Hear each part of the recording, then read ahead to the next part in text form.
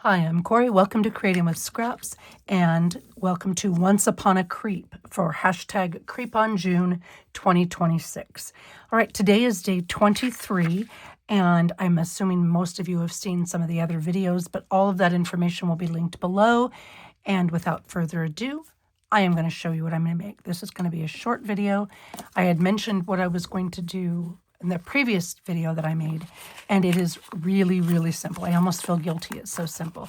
But we are going to be making this, and I saw some of my students making these, and I thought, I bet I could alter that a little bit and make it a junk journal enclosure thing. And I thought it was perfect for okay, maybe I thought it was perfect for this, perfect for hiding a creep, basically hiding a creep. Let's see. Okay, that works. I was going to say, I know it works. I've done it. So we are going to make this, and we're going to do it using the kit. Now, this is the pattern for the box top, and it actually works really nicely for what we're going to be doing here. So there's the top and the bottom, and we're going to not use the whole thing. I'll save the scraps because, of course, I will. And I'm going to cut this to about 3 inches. So I'm using the length of the box top and the length of the box bottom, and I'm going to cut it about 3 inches, 3 1/4, 3 inches wide, something like that. Let's see. I don't know how long the whole thing is, and I need to know that because what you do is you triple it, and I'll explain that in a minute. Oh, it's plenty fine. So I'm going to cut it to 3 1/4 inches wide because I think there's enough. Yeah, there's plenty of give for that. So I'm going to cut it to 3 1/4. Okay, so I've cut this strip to 3 1/4. So I'm using this, and then like I said, I'll save these bits because they make fabulous scraps for other things. And then I'll do the same exact thing with this. Cut it to 3 1/4.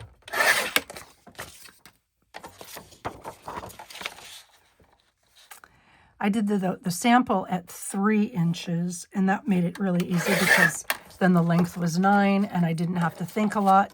So this, if this is 3 1/4, then this should be 9, and because you triple it. So I did these at 3 and 3 and 9.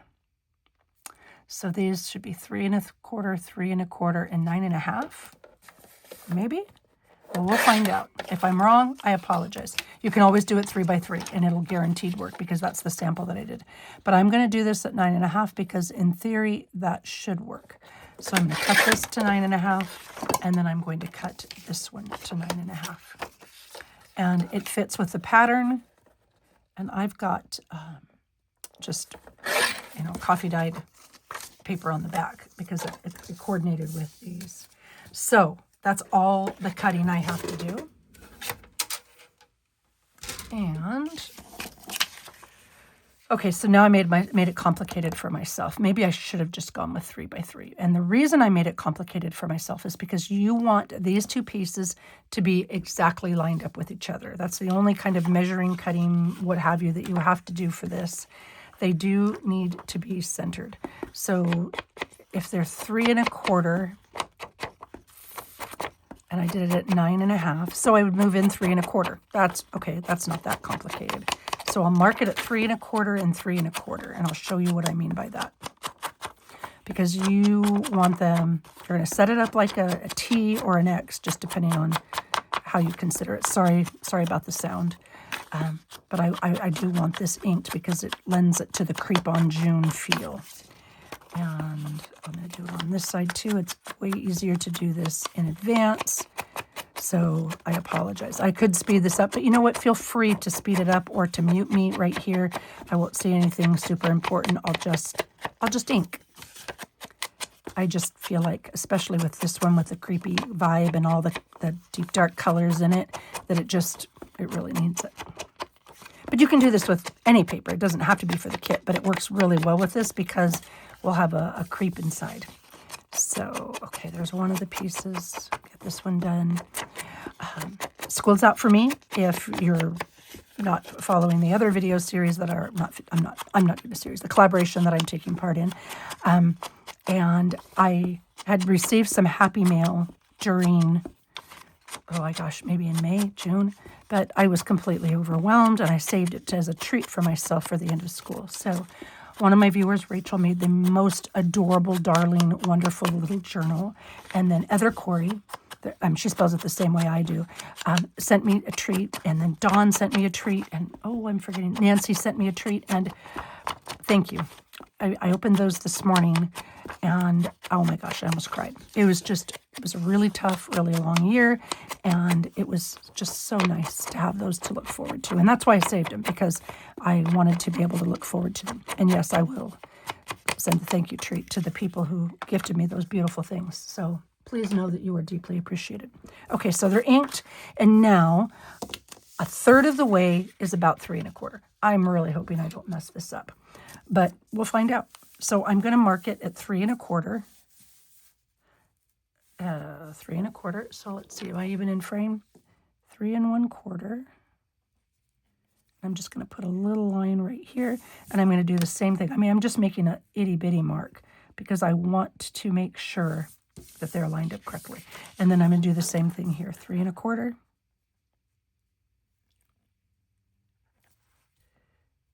And then in a perfect world, if my math is mathing, I'll have the same distance all the way around. Okay, so I've made 2 little marks and 2 little marks, and I'm going to line those up. Where did I make my little marks? Where'd they go? Oh, there they are. Okay, here and here and here, because I want those to match up, because I want them straight. All right, let's see if I did this correctly. So, nope, that's only 3. That's 3 1/4. Corey, okay, so that didn't work so good because there's only 3 here and there's 3 1/4 here. So what I should have done is at 3 1/8. All right, I said that and I just didn't do it. Okay, good job, Cora. So let's try that again. I'm going to mark it at 3 1/8. And 3 1/8. And then that way there'll be 3 1/8 on each side. Okay, there's 3 1/8. And then the same thing here, 3 1/8. Again, like I said, the 9-inch was super easy because I just did 3 and 3. But I wanted to utilize this paper, and the critter I'm putting in is just a little bit bigger, so this will actually work. Okay, so I'm going to put these 2 here, and I'm going to put these 2 here. And if I did it right, they'll be straight. And I will have 3 1/8 out on this side, 3 1/8 out on this side, 3 1/8 out on this side, and 3 1/8 out on this side. Yep, okay. So now I'm going to glue these together. And since I've got the marks, I'm okay. I'm going to glue, one right on top of the other at an X or a T, I guess is a better way to put it. And I didn't see how wide that was, and I didn't mark the top one. So we'll just use this as a guideline, because I do want these to stick together. And by doing it this way, the pattern from the Crepe on June will be what shows. I mean, both of them are going to show because of the way it's made, but the Crepe on June pattern will show. All right, now I'm going to line these up and get them where they're supposed to be. Was that the 8th mark or that one? I didn't erase it right. Okay, that's that. And this is here. Okay. I'll push that down, and now I can erase those little bits. With the ink there, you don't notice them much. Okay, so I've got a T or an X or a cross or whatever you want to call this. All right. Now, you take each of these pieces and you fold it in and down.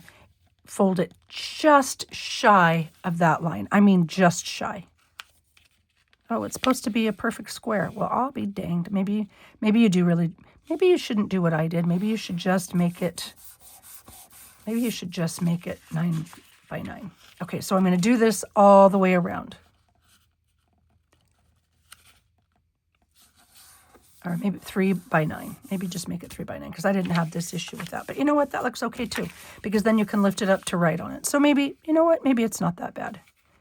Maybe I'm overthinking it. And I'm going to do that here and this here. You want your pinwheels, I don't know, triangles, folded over triangles, all to go in the same direction because that kind of matters. Okay. And then the last one, oh, what did I do? So this way. Right? Is that right? Yes. Okay. Had to think there for a minute. And I'll put it down close, but not quite on that line. You can put it on that line, but I feel like it works a little better. And you know what? On the other one, I glued it, but I don't think I'm going to glue this because that way you can lift it up to right all the way around, and that's kind of fun. Then you fold it in on itself. Fold it in, and you're going to fold it in all the way around.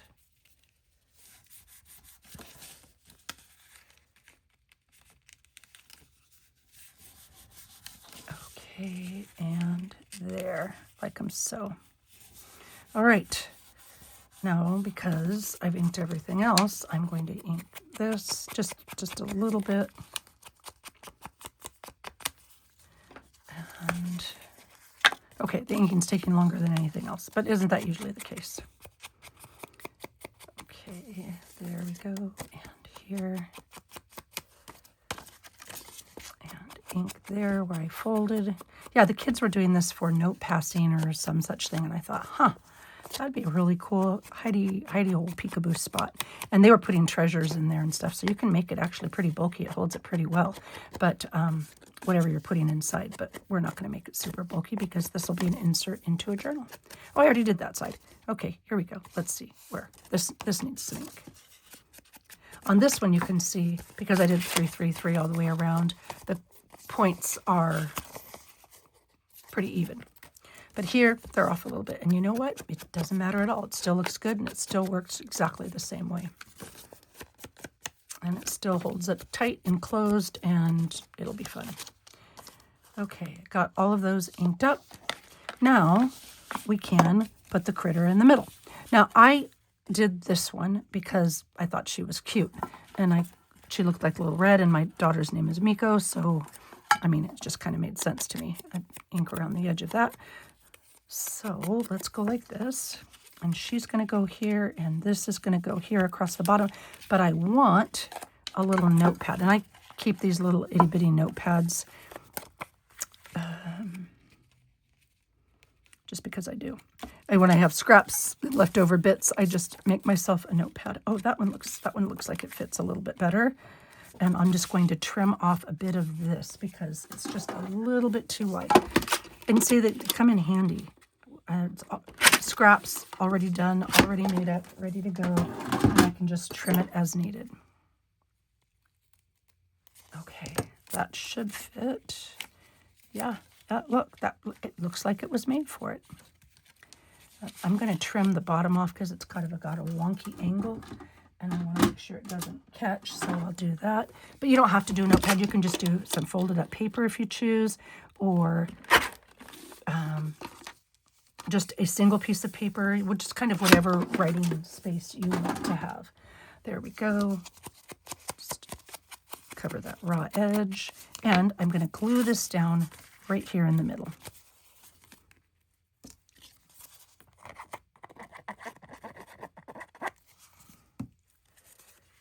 Like that. And I'm going to put this magnet on. Now, little red is just a little too tall, so I'm going to chop off the feet, which kind of makes me sad because they're really cute raccoon feet, but I really want it to fit here, so I'm going to do that. All right, put her there, and let's see, right about here, I think is going to be where I want it. Okay. Okay. Now, oh, there we go, metal enamel there. That is adorable, and I will put it down like that, and then I'll glue on the back, so this will be on the top of the writing pad, like this. And there's her little basket, because I originally thought I would use an X-Acto knife and cut her hands just right here to tuck this under. But I really like her little basket that she's holding, so we're just going to put this little red label right there. That's so freaking cute. Tracy, good job. You know, let's cut it a little bit closer so we can see a little bit more of the basket. Even though this is outlined, you don't have to keep all of the outline. There. You can still see the black on either edge, on the two outside edges, and we'll just do it like that.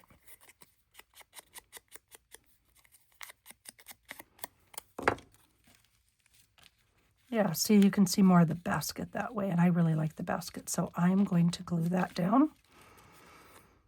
And I like the black on the each edge, so that coordinates. And here we go. And you can do this just like that. Look how stinking cute that little raccoon is. Okay, now, moment of truth. We're going to fold up all of our bits and pieces, right? Just like this, just like this. Tuck this little guy in. Please work. Looky there, slick as a whistle. Now, oh, here we go. Okay. Ink around these edges and now I can put this right inside my journal, just like that. And when you open it up, you take all the little bits and pieces out. You have additional journaling space if you want hidden journaling space. If you don't want hidden journaling space, you can just glue it down. And there's little red with a notepad. So, and you could even put creep ahead or something like that on the bottom of this. Actually, you know what else you could do? I mean, that worked out well, but you might could even, like this. You could use another label if you chose to. You don't have to, because look how cute that is, just the way it is. But let's just say you wanted another, like creep inside or headstone, and just, no, I feel like it's too much. I mean, you could tuck it under, ooh, like that, right? You could tuck headstones around all the way, or tombstones around all the way, or you could use any of these little cool bits. Grimwood, Scary Tales, you could use that on top, or you could, this is going to be on a page, you could put this like on the bottom of the page, right? Or you could just leave it as an insert just like this and open it up for a surprise package. So there's my idea. I know it's simple, but I really hope it inspired you or encouraged you to give something different and new a try. And the cutie patootie raccoon says, welcome to Little Red. All right, thank you for watching. I really hope you're enjoying all the other videos and creators and everything they're having to share. Take care and happy creating to you.